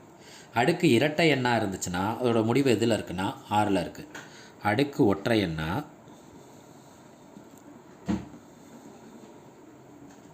முடிவு எதில் இருக்குது? 4ல். அடுக்கு இரட்டை எண்ணா அதோட முடிவு எதில் இருக்குது? 6ல் இருக்குது. இப்போ நம்ம கொடுத்துருக்க கேள்வி எடுத்து பார்ப்போம். 264 அடுக்கு 102 ப்ளஸ் 264 அடுக்கு 103. இப்போ நான் என்ன செய்கிறேன்னா 4ஓட அடுக்கில் போய் பார்க்குறேன். அடுக்கு இரட்டை எண்ணாக இருக்குது. நம்ம என்ன கண்டிஷன்? அடுக்கு இரட்டை எண்ணா அதோட முடிவு எதில் இருக்கும்னா 6ல் இருக்கும். ப்ளஸ் நான் 264 ஒற்றை இலக்கத்தோட அடுக்கு ஒற்றை இலக்கமாகவே இருக்குது. அதாவது 4ஓட அடுக்கு என்னவாக இருக்குன்னா ஒற்றை இலக்கமாக இருக்குது. அடுக்கு ஒற்றை இலக்கத்தில் முடிஞ்சிச்சுன்னா அதோட முடிவு எண் என்னவாக இருக்கும்? 4ஆக இருக்கும். இந்த 6ஐயும் 4ஐயும் கூட்டினா நமக்கு என்ன கிடைக்குன்னா 10. அப்போ இதோட கூட்டுத்தொகையில் கிடைக்கிற அந்த ஒன்றாவது இலக்க எண் எதில் முடியும்னா 0ல் முடியும். அப்போ இதுக்கான விடை என்னென்னா 0. 2012 டிஇடி மேக்ஸில் கேட்ட கணக்கை பற்றி பார்த்துட்ருக்கோம். அதில் ஏ என்பவர் 30% மதிப்பெண்கள் பெறுகிறார், ஆனால் 15 மதிப்பெண்கள் குறைவினால் தோல்வி உறுகிறார். பி என்பவர் 40% மதிப்பெண்கள் பெற்று அவர்கள் தேர்ச்சி பெற வேண்டிய மதிப்பெண்ணை விட 35 மதிப்பெண்கள் அதிகமாக பெற்றாரெனில் அவர்களின் தேர்ச்சி விழுக்காடு என்ன? ஏ என்பவர் 30% பெறாரு ஆனால் ஃபெயில் ஆகிறாரு. பி என்பவர் 40% பெறாரு ஆனால் தேர்ச்சியை விட என்ன செஞ்சுருக்காரு? மதிப்பெண்ணை அதிகமாக வச்சுருக்காரு. அப்போ நம்மளுக்கான அந்த கேள்வியிலேருந்து பார்க்குறப்ப அந்த கேள்விக்கான விடையை நம்ம ஸ்ப்ளிட் பண்ணலாம். 30%லேருந்து 40%க்கு இடையில தான் அந்த கேள்விக்கான விடை ஒளிஞ்சிருக்கும். அப்போ இதிலேருந்து பார்க்குறப்ப கண்டிப்பாக அந்த 45% இதுக்கான விடையாக இருக்காது. இந்த 40% இதுக்கான விடையாக இருக்காது. காரணம் என்ன? இது கேள்விக்கான விடை 30%க்கும் 40%க்கு இடையில தான் இருக்கும். அப்போ இதுக்கான விடைங்கிறது ஒன்று 35% இருக்கும், இல்லைனா 33% இருக்கும். ஃபஸ்ட் நம்ம என்ன செய்யலாம்னா அந்த இங்கி பிங்கி பாங்கி மாதிரி இந்த கணக்கோட விடைகளை 4 விடைகள்லேருந்து 2 விடைகள் தோராயமான விடைகளை நம்ம கொண்டு வரலாம். அதாவது இது என்ன சொல்லுவாங்கன்னா நிகழ்தகவில் சமவாய்ப்பு சோதனைன்னு சொல்லுவாங்க. இது வாய்ப்பாக இருக்கலாம், இல்லைனா இது வாய்ப்பாக இருக்கலாம். சரி, இப்போ கணக்கை போவோம். மொத்த மதிப்பெண்கள் என்னன்னு தெரிஞ்சிருக்கணும். மொத்த மதிப்பெண்கள் இப்போ நம்ம சமச்சீர் கல்வியில் மொத்த மதிப்பெண்கள்ங்கிறது 10ஆம் பொறுத்த வரைக்கும் 500. அப்போ இதில் மொத்த மதிப்பெண்கள் என்னங்கிறது டீன்னு பேர் வச்சுக்கிறோம். அடுத்து தேர்ச்சி மதிப்பெண்கள். தேர்ச்சினா என்ன நம்ம இங்கிலீஷில் சொல்லுவோம்னா பாஸ்ன்னு சொல்லுவோம். தேர்ச்சி மதிப்பெண்களை நான் என்னென்னு வச்சுக்கிறேன்னா பி. மொத்த மதிப்பெண்கள் டி, தேர்ச்சி மதிப்பெண்கள் பின்னு வச்சுருக்கேன். அது லெட்டர். இப்போ ஒருத்தன் பாஸ் ஆகணும், ஏ என்பவர் பாஸ் ஆகிறதுக்கு என்ன வாய்ப்பு இருக்குது? அவர் எவ்வளோ எடுக்கிறாரு? டோட்டலில் 30% மதிப்பெண் எடுக்கிறாரு. ஆனால் அவர் தேர்ச்சி பெறுவதற்கு எவ்வளோ குறைவாக இருக்குது? 15 மதிப்பெண்கள் குறைவாக இருக்குது. அப்போ 15 மதிப்பெண்கள் அதிகமாக எடுத்திருந்தாருன்னா அவர் என்ன அடைஞ்சிருப்பார்? தேர்ச்சி அடைந்திருப்பார். கேள்வியில் குறைவுன்னு வார்த்தை கொடுத்துருப்பாங்க. நம்ம என்ன எடுக்கணும்? ப்ளஸ்ன்னு எடுக்கணும். ஏன்னா அவர் பாஸை தான் நம்ம கணக்கிட போகிறோம். பாஸ் பண்ணுறதுக்கு 30% மதிப்பெண் எடுத்தாலும் அவருக்கு குறைவுங்கிறது 15 மதிப்பெண் குறைவால் அவர் தோல்வி விடுறதுனால அப்போ 15 மதிப்பெண்கள் அதிகமாக எடுத்திருந்தால் அவர் என்ன ஆயிருப்பார்? பாஸ் ஆகிருப்பார். இது ஒரு ஈக்குவேஷன். ரெண்டாவது பிங்கிறவருக்கு இது யாரை குறிக்கும்? ஏ. இது யாரை குறிக்கும்? பியை பற்றி இப்போ பேச போகிறோம். பிங்கிறவர் பாஸ் ஆகிருக்காரு. டோட்டலில் எத்தனை பர்சன்டேஜ் எடுத்திருக்காரு? 40% எடுத்திருக்காரு. ஆனால் அவர் பாஸ் ஆனாலும் எவ்வளோ மார்க்கு கூட எடுத்திருக்காருனா 35 மதிப்பெண்கள் கூட எடுத்திருக்காரு. அப்போ 35 மதிப்பெண்கள் கூட இருக்காருனா எக்ஸ்ட்ரா எடுத்திருக்காரு. அப்போ அதை கழிச்சோம்னா அவனுக்கு எவ்வளோ மார்க் கிடச்சிரும்? பாஸ் மார்க்கு கிடச்சிரும். அப்போ இங்கே குறைவுனா கூட்டணும், அதிகம்னா என்ன செய்யணும்? கழிக்கணும். சரி, இந்த முதல் ஈக்குவேஷன் ரெண்டாவது ஈக்குவேஷன் பார்த்தீங்கன்னா லெஃப்ட் ஹேண்ட் சைடில் ஈக்குவலாக இருக்குது. அப்போ நான் ரைட் ஹேண்ட் சைடில் ஈக்குவல் படுத்துகிறேன். டி 40/40% வச்சுக்கோங்களேன். -35 ஈக்குவல் டு டி 30% + 15. நான் என்ன செய்கிறேன்னா இந்த டோட்டலில் இருக்க 30% இங்கே கொண்டு வரேன். இந்த ப்ளஸ் இங்கே வந்தால் என்ன ஆயிரும்? மைனஸ் ஆயிரும். இந்த -35 இங்கே போயிடும். அது என்ன ஆயிரும்? ப்ளஸ் ஆயிரும். Total 40% minus total 30% equal to 15 + 35. Total பொதுவாக இருக்கா? வெளியில் எடுத்துட்டேன். 40%ல் 30% போச்சுன்னா பாக்கி நம்மளுக்கு எவ்வளோ கிடைக்கும்? 10%. இந்த 15 35 கூட்டினா நம்மளுக்கு என்ன கிடைக்குன்னா 50. இங்கே டி 10% கிடைக்குமா? நான் அதை அப்படி 10/100 எழுதலாமா? எனக்கு டோட்டல் என்னன்னு தெரியணும். இந்த 100 இது கீழே என்ன இருக்குதா? அர்த்தம் 1 குறுக்க பெருக்குங்க. இந்த 10/100 அங்கே போயிடுச்சுன்னா 100/10. இந்த ஒரு ஜீரோக்கு இந்த ஒரு ஜீரோ என்ன ஆயிரும்? கேன்சல் ஆயிரும். இந்த ஒரு ஜீரோக்கு இந்த ஒரு ஜீரோ என்ன ஆயிரும்? கேன்சல் ஆயிரும். நம்மளுக்கு டோட்டல் தானே தேவை. 5 × 100 என்ன கிடைக்கும்னா 500. அப்போ அதுலேருந்து அவனுக்கு டோட்டல் எவ்வளோ மதிப்பெண் எடுத்திருக்கான்? 500 டோட்டல் அவங்களுக்கு 500. இப்போ 500 டோட்டல் வச்சுக்கிட்டு அவன் பாஸ் பண்ண போகிறான். பாஸ் ஃபஸ்ட்டு இது எடுத்துக்கோமா. டி 30% + 15. டோட்டல் நம்ம இப்போ என்ன கண்டுபிடிச்சோம்? 500. 30%ங்கிறப்ப 30/100 + 15. இந்த ஜீரோக்கு இந்த ஜீரோ, இந்த ஜீரோக்கு இந்த ஜீரோ, 2 ஜீரோக்கு 2 ஜீரோ கேன்சல் ஆயிரும். 5 30 எவ்வளோன்னா 150 + 15. அப்போ பாஸ் மார்க் எவ்வளோ? 165. 500 இருந்துச்சுன்னா 5 பாடம் இருக்கிறதா அர்த்தம். நம்ம சமச்சீர் கல்வியை பொறுத்த வரைக்கும் 500 டோட்டல் இருந்துச்சுன்னா நம்மளுக்கு எத்தனை பாடம் இருக்கிறதா அர்த்தம்? 5 பாடம் இருக்கிறதா அர்த்தம். அப்போ 5 பாடம் இருந்தால் நம்ம தமிழகத்தை பொறுத்த வரைக்கும் சமச்சீர் கல்வியில் 175 மார்க் தான் பாஸ் மார்க்கு. நம்மளுக்கு பாஸ் மார்க்குங்கிறது எத்தனை பர்சன்டேஜை குறிக்கும்னா 35% குறிக்கும். 175 மார்க் எடுத்தால் அது எத்தனை பர்சன்டேஜை குறிக்கும்? 35% குறிக்கும். 175 விட இங்கே 165ங்கிறது என்னவாக இருக்குது? குறைவாக இருக்குது. அப்போ கண்டிப்பாக நம்மளோட விடை 35 விட குறைவாக தான் இருக்கும். அப்போ என்ன கிடைக்கும் நம்மளுக்கு? 33 கிடைக்கும். அப்போ இதுலேருந்தே நம்ம தோராயமாக இதோட விடையை நம்ம என்ன கண்டுபிடிச்சிடலாம்? 33 கண்டுபிடிச்சிடலாம். இருந்தாலும் கணக்குப்படி போட்டோம்னா மொத்தம் எத்தனை பாடம் இருக்குது? 500 மார்க். டோட்டல் 500. அதில் அவன் எவ்வளோ எடுத்திருக்கான்? 165. அதை பாஸாக கனெக்ட் பண்ணுறதுக்கு 100ஆல் பெருக்கணும். இந்த ஜீரோக்கு இந்த ஜீரோ என்ன ஆயிரும்? கேன்சல் ஆயிரும். இந்த ஜீரோக்கு இந்த ஜீரோ என்ன ஆயிரும்? கேன்சல் ஆயிரும். 5 5 3 15 பாக்கி 1 3 15. அப்போ எத்தனை பர்சன்டேஜுங்கிறது தேர்ச்சி விழுக்காடு? 33%. இதை நம்ம கணக்காக 33% கண்டுபிடிச்சோம். நம்மளுக்கான தேர்வு நேரம் குறைவுங்கிறதுனால டோட்டல் 500க்கு இப்போ எவ்வளோ எடுத்து பாஸ் பண்ணியிருக்கான்? 125 எடுத்தாலே பாஸு. தமிழகத்தை பொறுத்த வரைக்கும் 35 மார்க் ஒவ்வொரு பாடத்துலேயும் வச்சா டோட்டல் எவ்வளோ வரும்? 175. அப்போ கண்டிப்பாக 175 விட 165ங்கிறது குறைவாக இருக்கிறதுனால 35% விட நம்மளுக்கான விடை என்னவாக இருக்கும்? குறைவாக இருக்கும். ஏற்கனவே நம்ம 4 விடைகளில் 2 விடையை ஒதுக்கியிருக்கோம். 2 விடைகள்லேருந்து 35 குறைவாக இருக்க ஒரே ஒரு விடை என்னென்னா 33. அப்போ இதுக்கான விடை தேர்ச்சி விழுக்காடுங்கிறது என்ன கிடைக்குதுன்னா 33% தான் இதுக்கான தேர்ச்சி விழுக்காடு. அடடா கணிதம் சேனலை சப்ஸ்கிரைப் செய்யுங்க, லைக் பண்ணுங்கள், சப்போர்ட் பண்ணுங்கள். வணக்கம். 2012 டெட்டில் இருக்க கணித கொஸ்டின்கள் பார்த்துட்ருக்கோம். அதில் அடுத்த கேள்வி, 2 எண்களின் பெருக்கற்பலன் அவங்க எவ்வளோ கொடுத்துருக்காங்கன்னா 45 மற்றும் அவைகளின் வர்க்கங்களின் கூடுதல் 106 எனில் அந்த எண்கள் என்னன்னு கேட்டிருக்காங்க. ஃபஸ்ட்டு கேள்வியில் 2 எண்களின் பெருக்கற்பலன் 45. இங்கே 4 விடைகள் கொடுத்துருக்காங்க. அந்த 4 விடைகளில் எதெல்லாம் பெருக்கினா 45 வரும்னு ஃபஸ்ட்டு பார்த்துட்டு அதில் வராத விடைகளை ஒதுக்கிடலாம். 3 5 பெருக்கினா கண்டிப்பாக 45 வராது. அப்போ இதுக்கான விடை இது இருக்கிறதுக்கான வாய்ப்பு மிக மிக குறைவு, அதாவது தவறு சொல்லப்போனால். இந்த பி ஆப்ஷன் எடுத்துக்கோங்க. 5 9 இருக்குங்க, 5 9 45. அப்போ இது ஒரு விடையாக வரலாம். 5ஐயும் 19ஐயும் பெருக்குங்க. 20 5ஐயும் பெருக்குனா நம்மளுக்கு 100 வரும். 19 5ஐயும் பெருக்குனா நம்மளுக்கு என்ன கிடைக்குன்னா 95. அப்போ இதுவும் வாய்ப்பு கிடையாது. சி ஆப்ஷனும் கிடையாது. 1ஐயும் 45 பெருக்குனா 1 45 45. அப்போ நம்மளுக்கான விடைகளுக்கான வாய்ப்பு பி ஆப்ஷனில் இருக்க 5 9, மற்றொன்று டி ஆப்ஷனில் இருக்க 45 1. நம்மள்ட்ட 4 விடைகள் வந்து இப்போ 2 விடைகளாக குறைஞ்சிருச்சு. அடுத்த ஃபஸ்ட்டு கண்டிஷனை இங்கே சாட்டிஸ்ஃபை ஆயிடுச்சு. 2 எண்களின் பெருக்கற்பலன் 45. அடுத்து 2வது கண்டிஷன் அவங்க என்ன கொடுத்துருக்காங்க, அவைகளின் வர்க்கங்களோட கூடுதல் 106. வர்க்கம்னா ஸ்கொயர்ட், கணம்னா கியூப், வர்க்கம்னா ஸ்கொயர்ட். அப்போ நம்மள்ட்ட 2 நம்பர் இருக்கா? என்னென்ன நம்பர் இருக்குது? 5 9 இந்த ஒரு ஆப்ஷனில் இருக்க நம்பர் இருக்குது. டி ஆப்ஷனில் என்ன இருக்குன்னா 45 1. நான் முன்னையே பல வீடியோவில் சொன்ன மாதிரி 4 விடைகள் இருந்துச்சுன்னா முதல் விடைகளை கம்மி பண்ணுங்கள். அடுத்து கிடைத்த விடைகளில் முதல் விடைகளை செக் பண்ணிட்டு அடுத்த விடையை செக் பண்ணுங்கள். நம்மளுக்கான நேரம் இங்கேயே முடிஞ்சாலும் முடிஞ்சிடும். அடுத்த விடை கூட நம்மளுக்கு போகணுங்கிற அவசியம் இல்லை. செக் பண்ணி பார்ப்போமா? இவைகளின் வர்க்கங்களின் கூடுதல். அப்போ 5 நான் ஸ்கொயர்டு பண்ணுறேன், 9 ஸ்கொயர் பண்ணுறேன், வர்க்கப்படுத்தி அதை என்ன சொல்கிறாங்க? கூட்ட சொல்கிறாங்க. கூட்டி பார்ப்போமா? 5 25 9 9 81. 81 25 கூட்டினா நம்மளுக்கு என்ன கிடைக்கும்னா 106. அவங்க என்ன சொல்லியிருக்காங்க? பெருக்கணா 45 வரணும், அவைகளின் வர்க்கங்களை கூட்டினா நம்மளுக்கு என்ன வரணும்? 106 வரணும். அப்படிப்பட்ட எண்கள் என்னென்னு கேட்குறப்ப அப்போ அதுக்கான விடைங்கிறது நம்மளுக்கு என்ன அமையுது? பி ஆப்ஷன் தான் அமையுது. நம்ம இதை செக் பண்ணணுங்கிற அவசியமும் கிடையாது. நம்மளுக்கான நேரமும் இந்த இடத்துல செலவிட வேண்டிய கட்டாயமும் கிடையாது. அடுத்து 2வது கேள்வி. x = 5 + 2√6 எனில் x - 1/xன் மதிப்பு என்னன்னு கேட்டிருக்காங்க. இந்த கேள்வியை நல்லா பார்த்துக்கோங்க. இது ஒரு விகிதமுறா மூலம். விகிதமுறா மூல கணக்கில் நம்ம எளிமையாக எப்படி கொண்டு வரதுன்னு பார்ப்போம். விகிதமுறா மூலத்தை பொறுத்த வரைக்கும் நம்ம என்ன கண்டுபிடிக்கணும்னா இணை காரணிகள் கண்டுபிடிக்கணும். அந்த இணை காரணிகள் கண்டுபிடிக்கிறதுக்கு பதிலாக டைரெக்டாகவே கொண்டு வரலாம். அப்போ கேள்வி எடுத்து எழுதிக்கிறேன். x - 1/xோட மதிப்பு கேட்குறாங்க. இந்த எக்ஸ் ஆனது இந்த 2 தொகுதியில் இருக்க இந்த 2 பேரையுமே டிவைட் பண்ணும். அந்த உரிமை வாய்ந்தது இந்த எக்ஸு.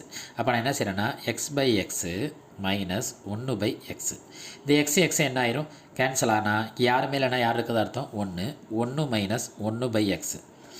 எனக்கு என்ன கிடைச்சாலும் அதை யார்லேருந்து கழிக்கணும்னா 1லேருந்து கழிக்கணும். நான் ஃபஸ்ட்டு 1/x மதிப்பு கண்டுபிடிக்கணும். 1/xோட மதிப்பு கண்டுபிடிக்க போகிறேன். நம்ம கையில் எக்ஸோட மதிப்பு என்ன கிடச்சிருக்குன்னா 5 + 2√6 கொடுத்துருக்காங்க. 1/xோட மதிப்பு கேட்டாங்கன்னா ஒன்றும் செய்ய தேவையில்லை. விகிதமுறா மூலத்தை பொறுத்த வரைக்கும் அந்த எக்ஸில் என்ன இருக்காங்களோ அந்த குறி என்ன இருக்குன்னு பாருங்கள். அந்த குறி என்ன இருக்கோ அதுக்கு ஆப்போசிட் குறி எடுத்துக்கோங்க. அப்போ 5 + 2√6னா நீங்கள் அதை பின்ன வடிவில் 1 கீழே கொண்டு போயிட்டீங்கன்னா அதுக்கு பதிலாக என்ன எழுதுனா மட்டும் போதுன்னா 5 - 2√6. இப்போ நம்ம கேள்வியில் என்ன செய்யணும்? எதுலேருந்து கழிக்கணும்? 1 - 1/x. அப்போ 1 - 1/xோட மதிப்பு நம்ம என்ன கண்டுபிடிச்சிருக்கோம்? 5 - 2√6 1. இந்த மைனஸ் உள்ளே போனால் என்ன வேலை செய்யணும்னா ப்ளஸ் எல்லாம் மைனஸ் ஆக்கிரும், மைனஸ் எல்லாம் ப்ளஸ் ஆக்கிரும். இந்த ப்ளஸ் 5ங்கிறது என்ன 5ஆக மாறிடும்னா -5ஆக மாறும். இந்த -2√6ங்கிறது +2√6ஆக மாறும். 1ல் 5 போச்சுன்னா நம்மளுக்கு என்ன கிடைக்குன்னா -4 + 2√6. அப்போ நம்மளுக்கான விடை என்னென்னா x - 1/xோட மதிப்பு -4 + 2√6. அப்போ நடந்த ஆசிரியர் தகுதி தேர்வில் இதற்கான விடை இந்த ஆப்ஷனில் இல்லவே இல்லை. இதற்கான மதிப்பெண்கள் முழு மதிப்பெண்கள் வழங்கப்பட்டது. ஏதேனும் தவறு இருப்பின் எப்பொழுதுமே ஆசிரியர் தேர்வு வாரியத்தில் நம்ம முறையிட்டோம்னா அதுக்கான மதிப்பெண்கள் முழு மதிப்பெண் வழங்கப்படும். அடடா கணிதம் சேனலை சப்ஸ்கிரைப் செய்யுங்க, லைக் பண்ணுங்கள், சப்போர்ட் பண்ணுங்கள். வணக்கம். டிஇடி மேக்ஸ் 2012 இருக்க கேள்வித்தாளை பற்றி பார்க்க இருக்கிறோம். இதுக்கு முன்னாடி 2017 2019 இருக்க கேள்வித்தாள்களுக்கான விடைகளை ஷார்ட்கட் முறையில் சொல்லி கொடுத்துருந்தேன். அதுக்கான வீடியோக்கள் நம்ம அடரா கணிதம் சேனலில் இருக்குது. இப்போ 2012 டிஇடியில் கேட்ட முதல் கேள்வி 67.542 ஸ்கொயர் -32.458 ஸ்கொயர் /75.458 -40.374 மதிப்பு கேட்டிருக்காங்க. அதுக்கான விடைகளை அவங்க என்ன சொல்லியிருக்காங்கன்னா 1 10 100 1000 இதுக்குள்ளே அதுக்கான விடைகள் இருக்குன்னு சொன்னாங்க. மேலே நம்ம பார்க்குறப்ப ரெண்டுமே ஸ்கொயரில் இருக்குது, நடுவில் மைனஸில் இருக்குது. ரெண்டுமே ஸ்கொயரில் இருந்து நடுவில் மைனஸில் இருந்துச்சுன்னா அதுக்கான ஃபார்முலா 2ஐயும் கூட்டணும், 2ஐயும் கழிக்கணும். அதாவது என்னென்னா a² + b² = a + b × a - b. அதுதான் அதுக்கான ஃபார்முலா. அப்போ ஃபஸ்ட்டு நம்ம என்ன செய்கிறோன்னா 2ஐயும் கூட்டுவோம். தொகுதியில் இருக்க 2 நம்பரையும் ஃபஸ்ட்டு கூட்டுவோம். தொகுதியில் இருக்க 2 நம்பரையும் அடுத்து என்ன செய்வோம்னா கழிப்போம்.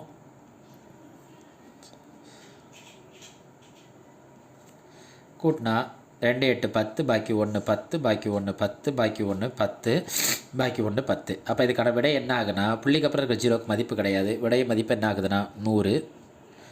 இதுலேருந்து இதை கழிக்கிறப்ப 2ல் 8 போகாது, கடன் கொடுத்தோம்னா 12. இது என்ன ஆயிரும்னா 3. 12ல் 8 போச்சுன்னா 4. 3ல் 5 போகாது, இதை கடன் கொடுப்போம். 13, 13ல் 5 போச்சுன்னா 8, 4ல் 4 போச்சுன்னா 0. ஆக்சுவலி கடன் கிடையாது, அது பேர் இடமதிப்பு மாற்று கழித்தல், இடமாற்று கழித்தல்னு சொல்லுவாங்க. 7ல் 2 போச்சுன்னா 5, 6ல் 3 போச்சுன்னா 3, 35. ரைட்டா? அடுத்து அவன் பகுதியிலையும் ஒன்று கொடுத்துருக்கான். 75.458 மைனஸ் 40.374. அதோட மதிப்பு கண்டுபிடிப்போமா? 75.458 40.374. 8ல் 4 போச்சுன்னா 4, 5ல் 7 போகாது, அப்போ இது 15, இது 3, 15ல் 7 போச்சுன்னா 8, 3ல் 3 போச்சுன்னா 0, 5 கீழே என்ன இருக்குது 0, அப்போ 5 அப்படியே இறங்கிடும். 7ல் 4 போச்சுன்னா 3. அப்போ பகுதியை நம்ம கண்டுபிடிச்சிட்டோம். எல்லாத்தையுமே கண்டுபிடிச்ச பிறகு அப்படியே சப்ஸ்டிட் பண்ணுமா? முதல்ல சொன்ன மாதிரி தான், 2 பேரும் ஸ்கொயர்லேருந்து நடுவில் மைனஸ் இருந்தால் 2ஐயும் கூட்டணும், 2ஐயும் கழிக்கணும். அப்போ பார்க்குறப்ப மேலே உள்ளதுக்கு 2ஐயும் கூட்டினதுக்கான மதிப்பு 100, 2ஐயும் கழித்ததுக்கான மதிப்பு 35.084 டிவைடட் பை பகுதியில் நம்ம கழிக்க சொன்னாங்களா, கழிச்சா நம்மளுக்கு என்ன கிடைக்கிது? 35.084. நம்ம பார்த்தாலே தெரியுது, இந்த 35.084 பகுதியிலையும் தொகுதியிலையும் என்ன ஆகுதுன்னா கேன்சல் ஆகுது. அப்போ விடை என்ன கிடைக்கிது நம்மளுக்கு? மதிப்பு என்ன கிடைக்கிதுன்னா 100. இந்த 100 அவங்க கொடுத்துருக்க விடையில் எதுன்னு பார்க்குறப்ப சி. ரைட்டா? அடுத்து ரெண்டாவது கேள்வியை பார்ப்போம். 13 cube plus 7 cube equal to 20 டிவைடரில் என்ன கொடுத்துருக்காங்கன்னா 13 square plus 7 square minus X. நம்ம என்ன செய்கிறோன்னா ஃபஸ்ட்டு கொடுத்துருக்க கேள்வியை நம்மளால் முடிஞ்ச அளவு அதை சுருக்க பார்க்குறோம். சுருக்க பார்க்குறப்ப 20க்கு கீழே யாருமே இல்லைன்னா யார் இருக்கதா அர்த்தம்? 1 இருக்கதா அர்த்தம். குறுக்க பெருக்கிறோம். 13 cube plus 7 cube equal to 20 into 13 square plus 7 square minus x. இப்போ இதை பார்க்குறப்ப ஒரு ஃபார்முலா மாதிரி தெரியுது. நம்மளுக்கு என்ன ஃபார்முலானா a cube plus b cube. A cube plus b கியூப்னா ஃபஸ்ட்டு ஏவையும் பியையும் கூட்டணும். அடுத்த ஸ்டெப்பில் a square plus b square minus AB. என்ன ஏபி? Minus AB. ஆரம்பம் மட்டும்தான் ப்ளஸில் இருக்கும், முடிவு என்னத்தில் இருக்குன்னா மைனஸில் இருக்கும். இதே ஏ கியூப் மைனஸ் பி கியூப்னா ஆரம்பத்தில் மைனஸில் இருக்கும், முடிவில் என்னத்தில் இருக்கும்? ப்ளஸில் இருக்கும். ரைட்டா? இப்போ இதை நான் எப்படி எழுதுகிறப்ப எனக்கு ஏங்கிறது யாருன்னு தெரியுதுன்னா 13, பிங்கிறது யாருன்னு தெரியுதுன்னா 7. அப்போ அந்த மாடல் இதை எழுதுகிறேன். 13 ப்ளஸ் 7 பெருக்கல் 13 square plus 7 square minus 13 into 7. ஏன்னா ஏவையும் பிஏ இங்கே என்ன பண்ணிகிட்ருக்காங்கன்னா ரெண்டுத்துக்கு இடையில் எந்த குறியுமே இல்லைனா ரெண்டு என்ன பண்ணிகிட்ருக்குன்னு அர்த்தம்னா பெருக்கிட்டு இருக்குன்னு அர்த்தம். இங்கே யார் கிடைக்கிறாங்கன்னா 20 பெருக்கல் 13 square plus 7 square minus X. இந்த 13 7ஐயும் கூட்டா நம்மளுக்கு என்ன கிடைக்குன்னா 20. இந்த 13க்கான ஸ்கொயரோட மதிப்பை கண்டுபிடிச்சிடாதீங்க. 13 ஸ்கொயர் ப்ளஸ் 7 ஸ்கொயர், 7ஐயும் 13ஐயும் பெருக்கினா நம்மளுக்கு என்ன கிடைக்குன்னா 91. 13 square plus 7 square minus X. இந்த 20 என்ன ஆயிரும்? கேன்சல் ஆயிரும். இங்கே இருக்க 13 ஸ்கொயர் இங்கே அப்படியே இருக்குது, இங்கே இருக்க 7 ஸ்கொயரும் இங்கே அப்படியே இருக்குது. அப்போ இங்கே இருக்க 91 அங்கே என்ன செஞ்சுருக்கும்? அப்படியே தான் இருந்திருக்கும். அப்போ இதை மட்டும் நான் சமர்ப்படுத்துகிறேன். இங்கே இருக்க மைனஸ் 91 எடுத்துக்கிட்டேன், அங்கே என்ன இருக்குன்னா மைனஸ் எக்ஸ் எடுத்துக்கிட்டேன். நம்மளுக்கு எக்ஸோட மதிப்பு என்னது? எக்ஸோட மதிப்பு தான் தேவை. இந்த மைனஸ் என்ன கேன்சல் ஆயிரும். இதுலேருந்து எக்ஸோட மதிப்பு நம்மளுக்கு என்ன கிடைக்குதுன்னா எக்ஸோட மதிப்பு 91.